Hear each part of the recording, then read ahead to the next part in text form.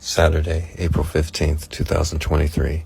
This is my first journal entry in some time. I'm still feeding the street cats every morning. I'm just being more discreet and not live streaming myself doing it.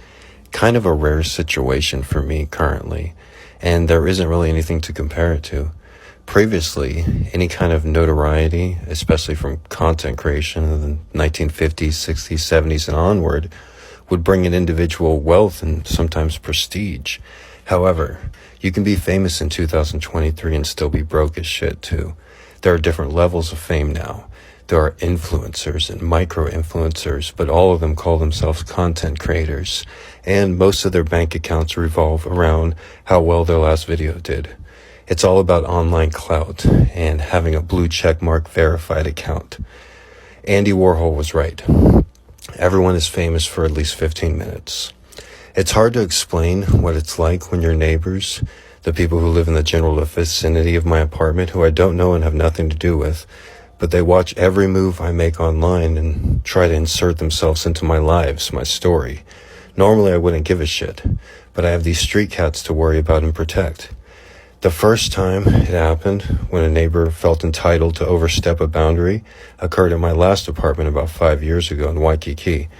Before I was feeding cats even, but I was live streaming on YouTube, and some guy who I'd never seen before, never spoken to before, and didn't know who he was, comes up to me and starts asking me how much money I make. He's like, "Oh, I live on the first floor. I've seen you on YouTube," he says. I told him, "I'm sorry, but I don't talk to people on the street," I politely tell him. "Well, you're on YouTube," he says, "so it's public. Everything's public." There are much worse neighbors at this current apartment, and they're even more obsessed. Just some things I quote them saying are the most ridiculous things I've ever heard any human say. Like, "You feeding the street cats is making our lives miserable." That right there is straight ridiculous. I can go on and list a dozen things. I have people who live in this building who watch every single online donation and every single box of cat food I receive. The young man with severe anger issues will yell out to the heavens if somebody contributes $50 or $100 to my street cats. Yes, indeed, the cats are still well taken care of. They're quick learners, smarter than most of the people here, and they quickly learned that there were some nasty humans with hate in their heart living here. In the end, I'm not worried about the cats. I know I should not underestimate them, and God put me here in this place to take care of these cats, and I will continue to do so. You get what you put out in this world, and while I'm caring for hungry cats, needy street cats, these somewhat despicable people are scaring them off, chasing them, partially because they are the tyranny of evil men, but also because they are ignorant, unfamiliar with cats out of sight of their third world slum, which apparently they come from, judging by the treatment of small animals.